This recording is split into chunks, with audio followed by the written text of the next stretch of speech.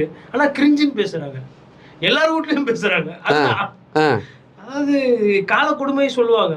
அது மாதிரி இல்ல இப்போ அந்த ஷார்ட்ஸும் ரீல்ஸும் தீர்மானிக்கிற அளவுக்கு ஆயிடுச்சு இல்ல அரசியல்ல. எந்த ரோட்டுக்கு போனாலும் ஒரு 4 பேர் வேலை வெட்டி இல்லாம, அதுவும் இளம் வயசுல சாலை எதுக்கு அப்படின்னு ஒன்று நோண்டிக்கிட்டு ரீல்ஸ் எடுக்கிறது. பெட்ரோல் பங்க்ல ரீல்ஸ் எடுக்கிறது. பெட்ரோல் பங்க்ல போனே யூஸ் பண்ணக்கூடாது.